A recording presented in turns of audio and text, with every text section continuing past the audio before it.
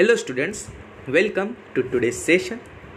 So today we will discuss a topic called as diversity in living organism. Okay, so students diversity का meaning क्या होता है? So diversity मतलब variations, कौन से स्पीशीज़ के हैबिटेट में, उसकी कैटेगरीज में, क्लासिफिकेशंस में किस टाइप के वेरिएशंस आते हैं वो हम डिस्कस करेंगे. So first of all let us discuss need for classification of living organism. So classification इसका मतलब उसको फिल्टर आउट करना, ऑर्गेनिजम्स को अपने एक फिजिकल और केमिकल कैरेक्टरिस्टिक्स के बेसिस पर सेपरेट आउट करना, उसी को कहते हैं classification. Living organism have evolved on the earth over millions of years ago. Okay, there is a vast variety of living organism. Living organism show a wide range of variations. So हमें यह पता है कि almost 15 billions years ago earth has been formed and उसके बाद lakhs and crores of years बाद organism started evolving, that is developing. So हमने ये पढ़ा था कि सबसे फर्स्ट जो ऑर्गेनिज्म है that is amoeba was formed inside the water itself. So life originated from water and then species go on developing and evolving to its new form. तो वही species के variations को हम study करेंगे. Some microscopic bacteria are of few micrometers in size and some like whales and redwood trees are about 30 to 100 meters in size. So कोई bacterias की तरह बहुत छोटे जीवाणु होते हैं या कोई whales, shark as well as tall trees, इतने बड़े भी लिविंग ऑर्गेनिज्म इस पृथ्वी पे रहते हैं. Some pine trees live thousands of years while insects and mosquitoes die within few days और आवर्स. सो पाइन ट्रीज जैसे ट्रीज थाउजेंड्स ऑफ ईयर्स मतलब जनरेशन्स के लिए सस्टेन कर पाते हैं, या फिर कोई जीव जंतु ऐसे भी होते हैं जैसे मॉस्किटोज एंड जैसे स्मॉल इंसेक्ट फ्लाइज, उनकी लाइफ स्पैन ऑलमोस्ट आवर्स की होती है, फिर डेज की होती है. Some organisms are colourless and even transparent and some are brightly coloured. So कोई ऑर्गेनिज्म ऐसे है जो दिख भी नहीं पाते, ट्रांसपेरेंट होते हैं, और कोई कलरफुल होते हैं जैसे butterfly and any of the living organism. So इतने सारे वेरिएशंस के ऑर्गेनिज्म इस धरती पर रहते हैं और हमें इन सभी ऑर्गेनिजम्स की स्टडी करनी होती है, उनकी जानकारी लेनी होती है. So it's not possible for us to classify each and every organism separately. मतलब इसीलिए हम क्लासिफिकेशन का यूज़ लेते हैं, जिसका मतलब ये है कि हम जो भी ऑर्गेनिज्म है उनके एक कॉमन कैरेक्टरिस्टिक के बेसिस पर सेपरेट आउट करते हैं. सो अगर हमें वो कैरेक्टरिस्टिक कौन सी कॉमन है ये पता चलेगा, तब हम ऑर्गेनिज्म को ईजिली क्लासीफाई कर पाएंगे. और इसका फ़ायदा ये रहता है कि हमें सिस्टमेटिकली अरेंज डेटा मिलता है, एंड सेकेंड हम बहुत सारे जीवाणु की स्टडी कर सकते हैं. Okay, so to understand and study all this organism is impossible if they are arranged into different groups based on their similarities in characteristics. Then it is easier to study the different groups as a whole. So उनके similarities के basis पर हम उनके characteristics को present करेंगे.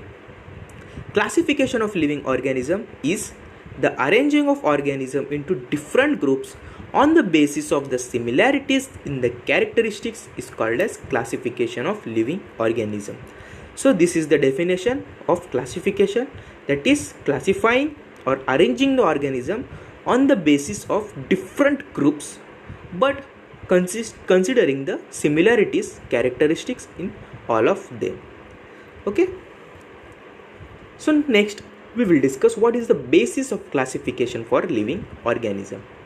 The main characteristics which are considered for classification of living organism into different groups are, so characteristics कौन से है, whether they are made of prokaryotic और eukaryotic cell. So हमने ये पढ़ा था कि दो टाइप्स के सेल होते हैं, प्रोकैरियोटिक एंड यूकैरियोटिक.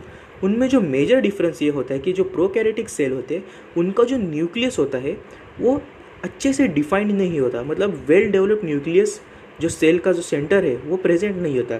वेयर जो यूकैरियोटिक सेल है उसका न्यूक्लियस बहुत अच्छे से डिफाइंड होता है या फिर विजिबल होता है. एंड ये प्रोकैरियोटिक जो सेल है वो प्रिमिटिव टाइप्स के ऑर्गेनिज्म में एग्जिस्ट करते हैं.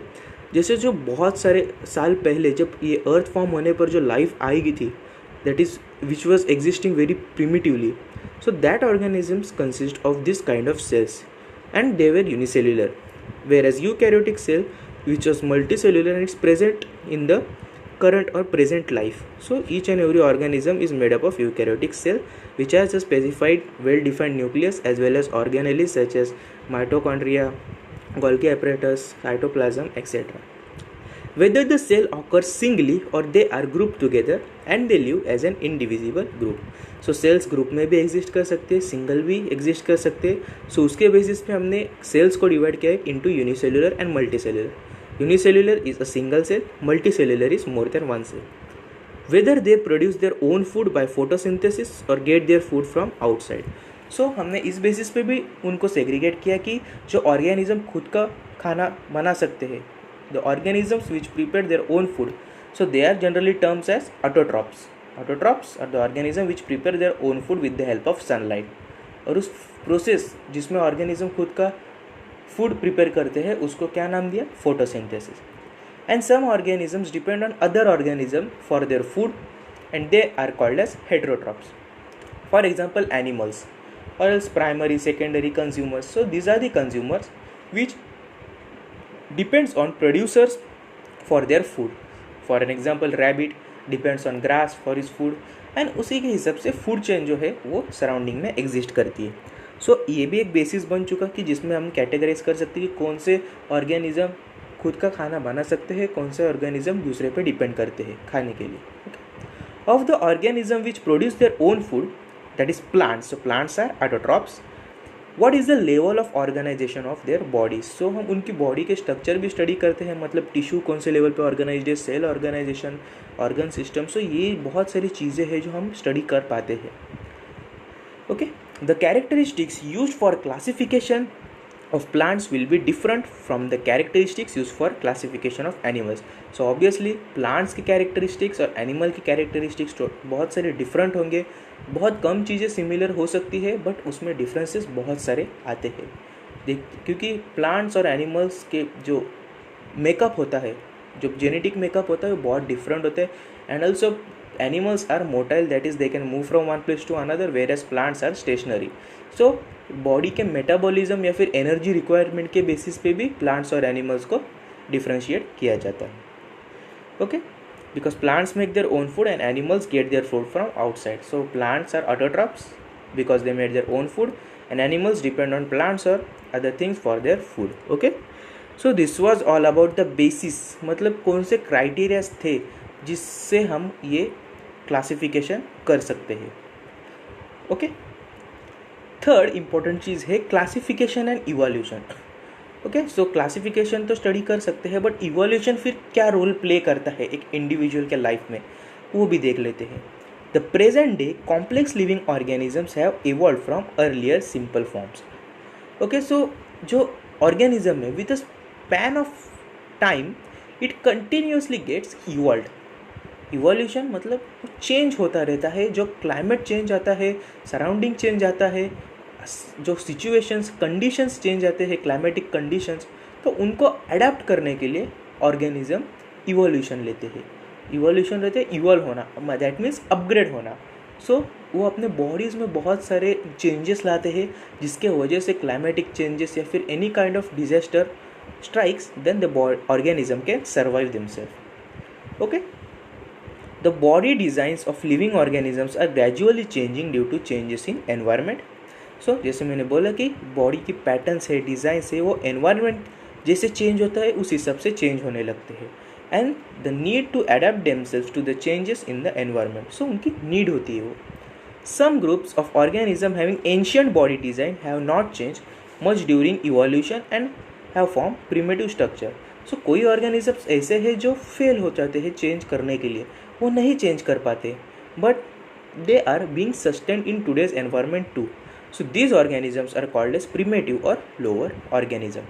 सो इसका एक एग्जांपल देने जाए तो amoeba. Amoeba was the first organism which was found under water, but we cannot say that it is totally extant. Still in near the water surface, under the water, amoebas are present, but उनका form same है, वो unicellular organism ही है. बाकी उनको कोई well developed body parts नहीं है. It's nothing but a transparent organism which moves with its pseudopodia. So उनका जो फॉर्म है वो वही का वही रह चुका है, भले ही एनवायरनमेंट चेंज हो जाए, क्लाइमेटिक कंडीशंस चेंज हो जाए, बट उनका फॉर्म वैसे ही रह चुका है। तो उसको हम क्या बोलते हैं, एक प्रीमेटिव ऑर्गेनिज्म और लोअर ऑर्गेनिज्म बोलते हैं, क्योंकि वो खुद को डेवलप नहीं कर पा सकते। Some organisms have acquired their body design relatively recently and have complex forms and structure, so they are called as advance और हायर ऑर्गेनिज्म। बट बाकी जो ऑर्गेनिजम्स है वो इवॉल्व हो चुके क्लाइमेटिक कंडीशंस को सस्टेन करने के लिए, और उन ऑर्गेनिज्म को हम एडवांस या फिर हायर ऑर्गेनिज्म बोल सकते हैं। For an example, take the simple example of human beings.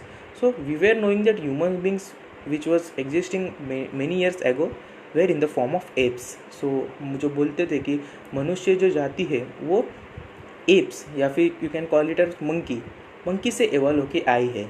सो जैसे जैसे समझ में आया, क्लाइमेटिक कंडीशंस चेंज होने लगी, एनवायरनमेंट चेंज होने लगा एंड टाइम बीतते चला गया, तो भी समझ में आया कि मंकी में जो भी एक्सटर्नल ऑर्गन्स या फिर बॉडी पार्ट्स है जिसका ह्यूमन बींग्स में कोई यूज़ नहीं था, for example tails, long hands and short legs, so ये सब चेंज होते हुए एक मॉडर्नाइज्ड मैन डेवलप हो चुका है। अभी के जो इंसान है they consist of moderate size of hands, legs, nose, ears. So ये सब जो चीज़ें हैं वो मंकीज से इवॉल्व हो के क्लाइमेटिक कंडीशंस को ध्यान में रख के आगे जाके चेंजेस आने लगे। सो ये जो ऑर्गेनिजम्स है, not only just humans, many of the other organisms which existed also animals, so उनको क्या बोलते हैं, एडवांस और higher organism. Okay, so fourth is the hierarchy of classification, that is groups. So hierarchy मतलब एक form है classification का groups में। Okay, so they are monera, protista, fungi, plantae, animalia. once again, monera, protista, fungi, plante, animalia. So one more thing for a general knowledge is that these 5 classification are called as Whitaker's kingdom 5 classification. तो जो Whittaker biologist था उन्होंने ये discover किया था कि ये 5 kingdoms of classification है। So each kingdom has been further classified into smaller sub groups at various level. So जैसे हमने फर्स्ट स्लाइड में स्टडी की थी, बहुत सारे ऑर्गेनिजम्स एग्जिस्ट करते हैं और हमें मैक्सिमम ऑर्गेनिजम्स को स्टडी करना है। सो मैक्सिमम ऑर्गेनिज्म स्टडी करने के लिए डेटा जो है वो सिस्टमेटिकली अरेंज होना चाहिए।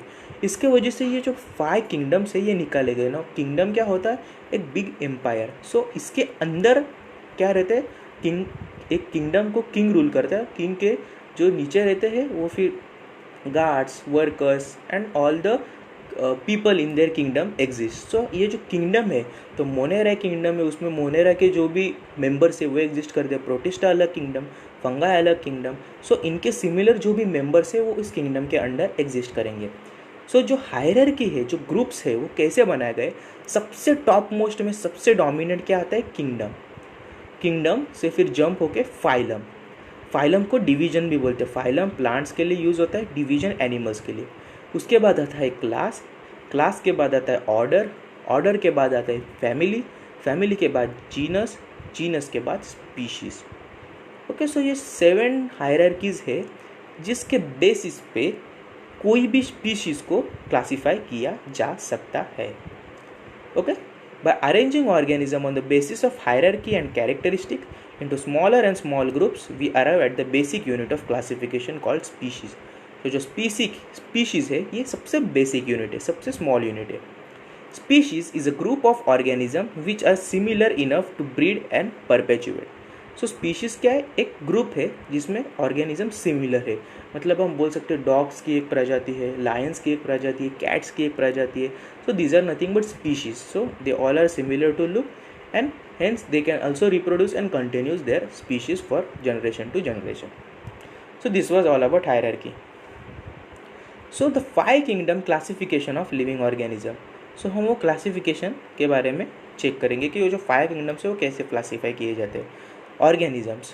So organisms are classified as prokaryotics and eukaryotes. Okay. So जैसे मैंने फर्स्ट स्लाइड में बताया, प्रोकैरियोट्स होते हैं वो बहुत प्रिमिटिव टाइप के ऑर्गेनिज्म रहते हैं जिनके सेल बिल्कुल डेवलप नहीं होते, उनमें न्यूक्लियस नहीं होता, ऑर्गेनेलिज नहीं होते, कुछ भी स्ट्रक्चर वेल डिफाइंड या विजिबल नहीं होता। एंड अपोजिट में यूकैरियोटिक सेल्स होते हैं जो बहुत अच्छे से मॉडिफाइड होते हैं, जिनमें न्यूक्लियस है, ऑर्गेनेलिज है, सेल के स्पेसिफिक फंक्शन, सेल के कंपोनेंट्स करते हैं, तो ये बहुत डेवलप्ड होता है प्रोकैरियोट से। प्रोकैरियोट के अंदर जो आता है वो मोनेरा आता है। सो मोनेरा भी प्रीमेटिव टाइप का किंगडम है। एंड यूकैरियोटिक को फर्दर डिवाइड किया यूनिसेल्युलर और मल्टीसेल्युलर। तो कोई सेल्स यूनिसेल्युलर भी होते eukaryotic. So in exams, many of time a question is asked that whether unicellular exist in prokaryotic. So yes, they exist under prokaryotic. So you should remember this. Don't be confused. क्योंकि बहुत से बच्चे Monera prokaryotic के अंदर unicellular exist करवाते हैं, but unicellular is mostly existing in prokaryotic eukaryotic, because eukaryotic is divided into unicellular multicellular. Okay, so multicellular जो रहते हैं वो स्पेशली एनिमल्स, मैमल्स या फिर ह्यूमन बींग्स रहते हैं जिनमें सेल वॉल नहीं होता, without cell wall. And unicellular में आते हैं प्रोटिस्टा रहते हैं जिनके पास सेल वॉल होता है। Okay, so they are classified as plantae and fungi. Okay, so cell wall रहता है। सेल वॉल क्या होता है? प्रोटेक्शन होता है सेल के लिए, सेल के इनर कंपोनेंट्स के लिए। So fungi do not perform photosynthesis. So fungi क्या है? हेट्रोट्रॉपिक। वेयर एज प्लांटे मतलब सभी प्लांट्स उस किंगडम के अंडर क्लासीफाई होते हैं, और plants as we know they are able to perform photosynthesis, so they are autotrophic. Okay, so ये मॉडर्न न्यूट्रिशन के बेसिस पे डिस्टिंग्विश किए हैं। So let us begin with studying each and every classification. So first of all let us start with basic, that is Monera. So see this is chart, याद रखिए so that आपको easy रहेगा understanding में, or else you will be confused. सो सबसे पहले organism के classification में हम बड़े से छोटे तक जाएंगे। सो सबसे पहले ऑर्गेनिज्म डिवाइडेड है प्रोकैरियोट्स और यूकैरियोट्स में। तो अभी हम ऑर्गेनिजम्स के जो लेफ्ट हैंड पार्ट है प्रोकैरियोट्स, उसके अंडर जो किंगडम है मोनेरा, उसको स्टडी कर रहे हैं। So we are thoroughly dealing with primitive type of organism, that is prokaryotes. So kingdom monera, they are mostly prokaryotic, unicellular, do not have a definite nucleus, may और may not have cell wall, and the mode of nutrition is autotrophic और heterotrophic. So Monera में जो special characteristic है कि वो prokaryotic है, unicellular है मतलब एक ही सेल का बना होता है, उनमें एक न्यूक्लियस भी वेल डिफाइंड नहीं होता। जैसे मैंने बोला था प्रोकैरियोटिक है तो न्यूक्लियस डिफाइंड नहीं होगा। मे और may not have cell wall, तो सेल वॉल हो भी सकता है बहुत रेयर केसेस में, या फिर नहीं होता। एंड मोड ऑफ न्यूट्रिशन क्या है? ऑटोट्रॉपिक भी हो सकता है, हेटरोट्रॉपिक भी हो सकता है, depending on the organism. Examples are bacteria, fungi, blue-green algae, not fungi, blue-green algae, cyanobacteria, mycoplasma. Okay, so ये क्लासिफाइड होते हैं मोनेरा के अंडर। सो एग्जाम में क्वेश्चन इस टाइप से आता है कि डिस्क्राइब किंगडम मोनेरा। सो जो डिस्क्रिप्शन आता है उसमें सबसे पहले हमें आपको लिखना रहता है कि मोनेरा कौन से कैटेगरी में बिलोंग करता है, इस प्रोकैरियोटिक कैटेगरी। फिर उसके बाद उनके कैरेक्टरिस्टिक्स या फिर फीचर्स लिख सकते हो, मतलब यूनिसेल्युलर है, ऑटोट्रॉपिक हो सकता है, हेटरोट्रॉपिक हो सकता है। ओके, एंड फिर उसके एग्जांपल्स लिखने हैं। सो इस टाइप से अगर ऐसे क्वेश्चंस आते हैं कि कौन सा भी किंगडम डिस्क्राइब करो, तो you should begin with what is that kingdom, under which category it falls, what are is bodily characteristics and what are its function. So you can see this is a microscopic view of bacteria. So bacteria देख सकते हो वो mainly cylindrical shape होते हैं, कोई spine shape भी होते हैं, mycoplasmas, and this is blue green algae. So these all are prokaryotic unicellular and belongs under kingdom Monera. All clear? Let's move to the next slide. So next comes Protista. Okay, so next kingdom कौन सा? Protista. हम 5 kingdom study करेंगे deeply. सो हमने first clear किया वो Monera था, अभी next kingdom है second one, that is protista. Protista are eukaryotic, remember, unicellular, mostly aquatic. Some have cilia or flagella which help them in moving, and mode of nutrition may be autotrophic or heterotrophic. So Protista क्या है? थोड़ा advanced है Monera से। Protista में eukaryotic cell है, इसका मतलब है उसका न्यूक्लियस है जो वेल डिफाइंड है, उनमें बहुत सारे सेल ऑर्गेनेलिज है, और ऑर्गेनेलिज क्या रहते हैं? जो सम सेल के कंपोनेंट्स रहते हैं जो स्पेसिफिक फंक्शन परफॉर्म करते हैं, जैसे माइटोकॉन्ड्रिया है जो सेल को एनर्जी प्रोवाइड करता है, उसके बाद गोल्गी अपैरेटस है, फिर क्या जेनेटिक मटेरियल है, न्यूक्लियस है। सो ये सब क्या है? सेंट्रियोल है। सो ये सब क्या है? सेल के ऑर्गेनेलिज है, सेल डिवीजन में भी हेल्प करते हैं और सेल को न्यूट्रिएंट प्रोवाइड करने में भी हेल्प करते हैं। सो यूनिसेल्युलर है प्रोटिस्टा, और mostly they are aquatic, that is found under water. Some have cilia और फ्लैजेलिया। सो सीलिया और फ्लैजेला बेसिकली लोकोमोटरी ऑर्गन है। लोकोमोटरी मतलब मूवमेंट करने के लिए ऑर्गन है, जैसे ह्यूमंस में लेग्स है जिसके वजह से हम आगे चल सकते हैं। सो वो जो प्रोटिस्टा है वो प्रिमेटिव टाइप के ऑर्गेनिज्म है। सो उनमें क्या रहता है, फ्लैजेला रहता है, सीलिया रहता है, जिसके वजह से वो कहीं भी जा सकते हैं। Example are algae, diatoms, protozoans. Okay, so algae you might be know it's common in rainy season. So green color structure which you can see near moist places, so that are nothing but algae. So you call it as a sheva something. So it's the algae that is photosynthesis, photosynthetic, that is it's green in color, so it can make its own food. Okay, so वो autotrophic mode of nutrition है। Okay और heterotrophic भी हो सकते हैं। सो बाकी examples है diatoms और protozoa. So you can see this are very smaller in size, hence you have to observe this microscopic view. So ये जो भी आपको विजिबल आ रहा है ये माइक्रोस्कोप के अंडर का व्यू है। Okay, next comes the third type of kingdom, that is kingdom fungi. So first type कौन सा था, monera, second type protista, third type fungi. So fungi name itself suggest, आपने बहुत बार देखा भी होगा फंगस। अगर ब्रेड एक दिन आप बाहर रखते हो, मॉर्निंग में देखते हो तो फंगस की तरह कुछ आउटग्रोथ आता है ब्रेड के ऊपर, एंड एट लास्ट ब्रेड को डिकम्पोज करता है, ख़राब कर देता है। So that is nothing but a fungus which comes under the kingdom fungi. So they are eukaryotic, same as usual, well defined nucleus, unicellular, consist of single cell और multicellular. So fungus can be both multicellular और unicellular. They do not have chlorophyll, so this is an important point to note. अगर question आया describe kingdom fungi, you have to write this point that they do not control chlorophyll. Why? Because chlorophyll is an essential component for production of food through photosynthesis. Okay, so fungi में ये component होता नहीं है। Kingdom Plantae में था, इसलिए वो autotroph से वो खुद का खाना खुद बना सकते हैं, बट फंगाई में ये एब्सेंट रहता है। So they can not prepare their own food and hence are called as heterotrophs. So हमने पढ़ा था कि जो खाना अपना फूड नहीं बना सकते वो हेटेरोट्रॉप्स होते हैं, जो बना सकते हैं वो autotrophs. They use decaying organic matter as food and so are called as saprophytes. So जैसे ब्रेड का एग्जांपल दिया कि ब्रेड जैसे आप रात को अगर बाहर निकल के रखते हो तो मॉर्निंग तक पूरा ख़राब हो जाता है, फंगाई ग्रो होता है। सो फंगाई क्या करते हैं, ऐसे ही कोई भी मैटर, जो कोई भी मटेरियल है जो डीके हो रहा है, जो ख़राब हो रहा है, उस पर जाते हैं और वहाँ से न्यूट्रिशन कंज्यूम करते हैं। So the organism which are fed on decaying organic matter as food are called as saprophytes. So this definition is also asked many a times, what are saprophytes? Saprophytes are the organism that feed on decaying organic matter as food. Okay, some of them live in association with algae and they are called as lichens. So lichens क्या होते हैं, मैं आपको briefly समझाता हूँ। Okay, so क्या होता है, lichens एक association होता है, म्यूचुअल एसोसिएशन आप बोल सकते हो, जिसमें क्या होता है कि एक algae कौन से किंगडम में बिलोंग करता है, किंगडम प्लांटे।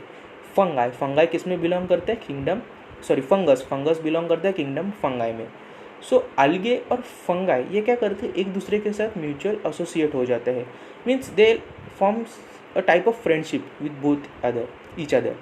सो वो जो algae और फंगाई क्या करते हैं, ऐसे एसोसिएट करते हैं जिसके वजह से दोनों दोस्त जो होते हैं उन्हें बेनिफिट होता है। कैसे बेनिफिट होता है कि algae जो रहता है वो ग्रीन इन कलर रहता है, सो वो खुद का खाना खुद बना सकता है फोटोसिंथेसिस की वजह से। और ग्रीन कलर का रीज़न क्या है, उसमें क्लोरोफिल ये पिगमेंट या कंपोनेंट रहता है।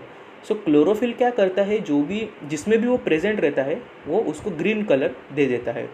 So chlorophyll means if you can see any leave which is green in colour, so they contents chlorophyll. आपने येलोइश कलर के डीकेड लीव भी देखे होंगे, जो कैसे है, मतलब जो झड़े हुए लीव्स होते हैं जिनमें क्लोरोफिल का अमाउंट पूरा ख़त्म हो चुका होता है। ओके, सो क्या करता है, algae ग्रीन कलर होता है, उसमें क्लोरोफिल रहता है, सो वो सनलाइट की मदद से खुद का खाना खुद बना सकते हैं। ओके, सो algae क्या करता है, they prepare their own food with the help of photosynthesis. So वो अपने खुद के लिए तो फूड स्टोर करते हैं, बट फंगस के साथ एसोसिएशन में आने के कारण वो फंगस को भी थोड़ा सा फूड प्रोवाइड करते हैं। सो फंगस को प्लांट या फिर algae से फूड मिलता है। तो अभी फंगस क्या करता है, फंगस स्ट्रॉन्ग रहता है, उनकी फंगस में सेल वॉल जो रहता है, फंगस स्ट्रॉन्ग रहता है, सेल वॉल बोल सकते हो, वो उसका जो एक्सटर्नल कवरिंग रहता है फंगस का, it is made up of substance called as chitin. CHITIN, chitin.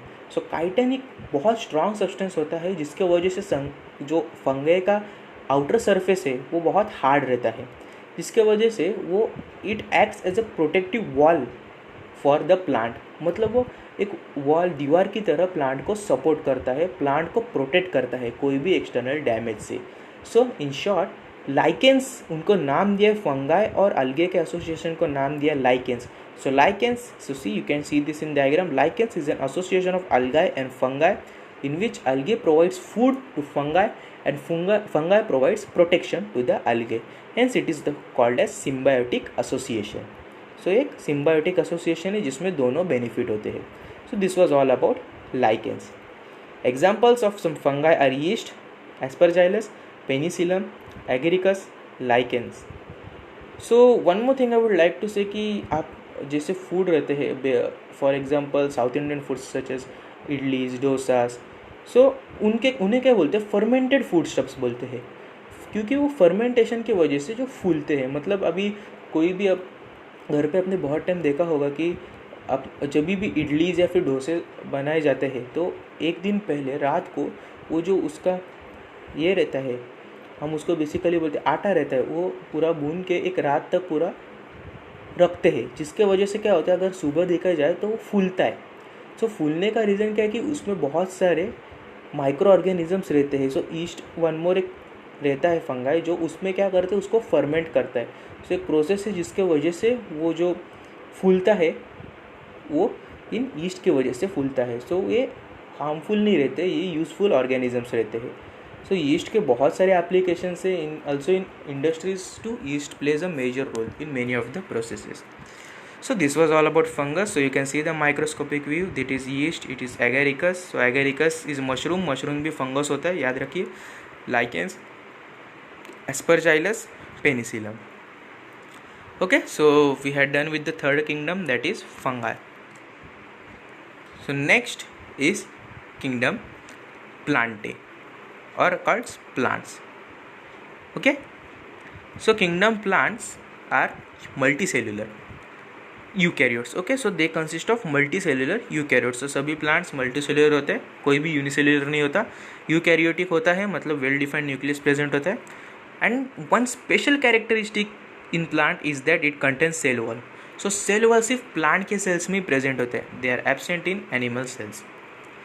So plants use chlorophyll for photosynthesis. जैसे मैंने आपको बताया कि एक प्रोसेस है फोटोसिंथेसिस जिसके वजह से क्लोरोफिल का हेल्प लेके प्लांट्स अपना खुद का खाना बना सकते हैं. All plants are included in this group. So plant kingdom plantae में सभी तरह के प्लांट्स, पूरे जो भी प्लांट्स आप देखते हो all around the surrounding is included under this group और kingdom called as kingdom plantae. So kingdom plantae को फर्दर डिवाइड किया है 5 ग्रुप्स में. They are thallophyta, bryophyta, pteridophyta, gymnosperms and angiosperms. So we will discuss this all 5 of them in the upcoming slides. And the last kingdom, 5th kingdom, is kingdom Animalia, which is kingdom of animals. So whichever animal you see around is classified under this kingdom Animalia. They include all organisms which are multicellular. So same like Plantae, that Animalia contains all the multicellular organism, no unicellular exist. Such as eukaryotes, that is contains a well-defined nucleus. They are without chlorophyll. So without chlorophyll means heterotroph. They cannot prepare their own food and do not have cell wall too. तो जैसे बोला था animal cell में cell wall नहीं होता. They are heterotrophs. That is they cannot prepare their own food. So they are nextly divided into 10 groups. Plantae 5 groups में divided थे, ये 5 ग्रुप्स, और जो एनिमल है वो 10 ग्रुप्स में डिवाइडेड है, which are porifera, coelenterata, platyhelminthes, nematoda, annelida, arthropoda, mollusca, echinodermata, protochordata and vertebrata. So this is all about kingdom Animalia. Okay, so अभी इस सेशन के लिए हमने 5 ग्रुप्स तो डिस्कस किए। नेक्स्ट सेशन में हम जो प्लांट है और एनिमल किंगडम है उसको डीपली स्टडी करते हैं। So once again just we will take a flashback that what we had studied in today's session so that it will be strongly fitted in your mind. So सबसे पहले let's go to the first slide. Okay, so हमने सबसे पहले क्या study किया था कि classification का जो नीड क्या है, क्यों इतने ऑर्गेनिजम्स को क्लासीफाई किया। तो हमें ये आंसर मिला कि बहुत सारे ऑर्गेनिजम्स एग्जिस्ट करते हैं और हमें सब ऑर्गेनिजम्स को स्टडी करना है परफेक्टली। तो एक क्लासिफिकेशन, एक सिस्टम की ज़रूरत है जो ईच एंड एवरी ऑर्गेनिज्म को एग्जैक्ट वे में स्टडी करने को हमें प्रोवाइड कर सकता है, क्योंकि बहुत सारे ऑर्गेनिजम्स है and we have to cover maximum of them. So this is all the need of classification. So what is classification? It's arranging of organism into different groups. So अलग अलग ग्रुप्स में कैटेगराइज करना, arrange करना on the basis क्या रहता है, similarities and in their characteristics and classification of living organism. So similarities के basis पे उनको हम क्लासीफाई करते हैं।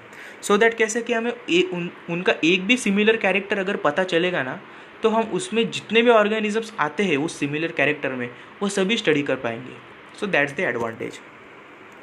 नेक्स्ट हमने बेसिस देखा। सो बहुत सारे अलग अलग बेसिस है, मतलब हम उसको क्लासीफाई कर सकते हैं on the basis of types of nucleus और सेल विच दे कंसिस्ट, तो प्रोकैरियोटिक सेल और यूकैरियोटिक सेल। नेक्स्ट बेसिस हमने ये देखा था कि वो we can classify them as पर ऑटोट्रॉपिक और heterotrophic, means on the basis that they can produce their food, own food और नॉट। फिर we can also classify it on the basis of level of organisation. So कोई cell level organisation पे काम करता है, कोई tissue level organisation पे काम करता है, कोई ऑर्गन लेवल ऑर्गेनाइजेशन पे काम करते हैं। सो ऐसे डिफरेंट ऑर्गेनाइजेशन रहते हैं बॉडीज़ के। सो ये सब थे बेसिस जिसके वजह से हम उनको सक्सेसफुली क्लासीफाई कर पाए। नेक्स्ट क्या पढ़ा था, क्लासिफिकेशन तो हमें पता चला। उसके बाद हमने देखा कि इवोल्यूशन क्या होता है और इवोल्यूशन की नीड क्या होती है।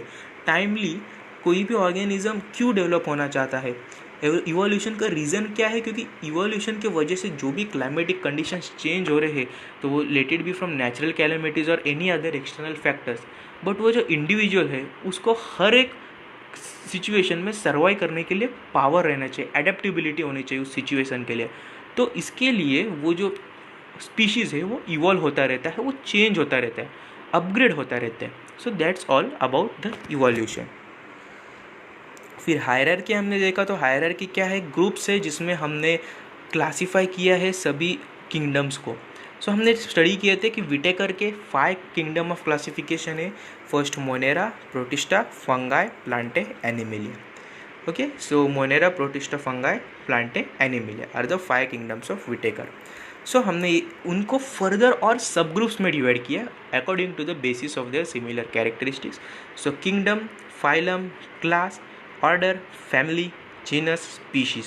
सो ये फर्दर सब ग्रुप्स है, मतलब ऑलमोस्ट 7 सब ग्रुप्स है जिसमें हमने उनको और कैटेगराइज किया क्योंकि और स्पेसिफिक और सिस्टमेटिक स्टडी होने के लिए।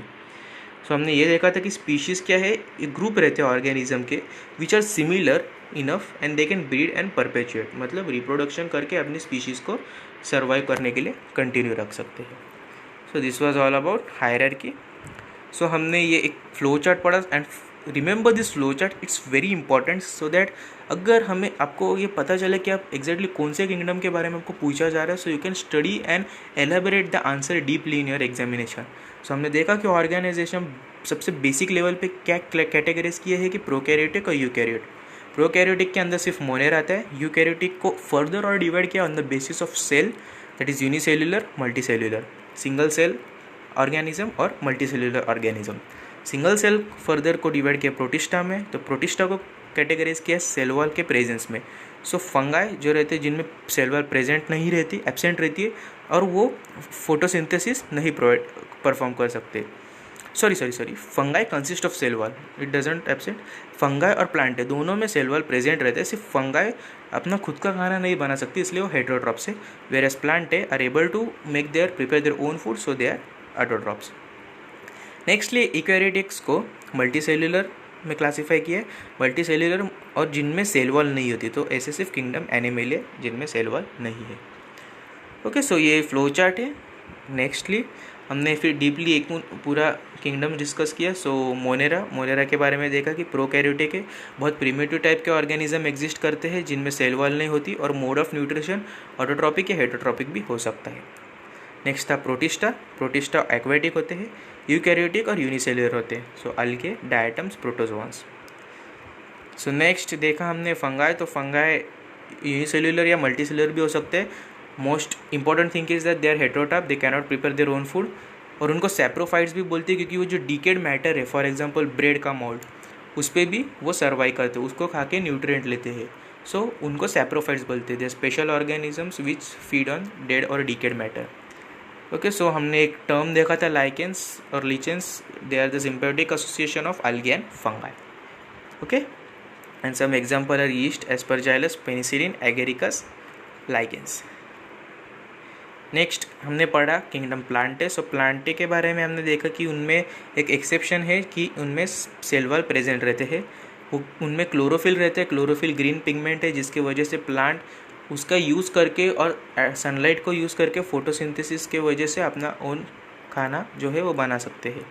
फिर हमने देखा कि प्लांट्स को और 5 ग्रुप्स में डिवाइड किया, Thallophyta, bryophyta, pteridophyta, gymnosperms and angiosperms. Okay, तो ये प्लांट के बारे में था, और ये जो 5 डिविजन्स है वो हम आगे स्टडी करेंगे। सो इनको बेसिकली फाइलम बोला जाता है प्लांट्स को, क्योंकि अपने एक स्टार्टिंग में जो मैंने हायरार्की का टेबल दिखाया था उसमें फर्स्ट स्टेप पे क्या था, किंगडम के बाद क्या दिखाया था, फाइलम और डिवीजन।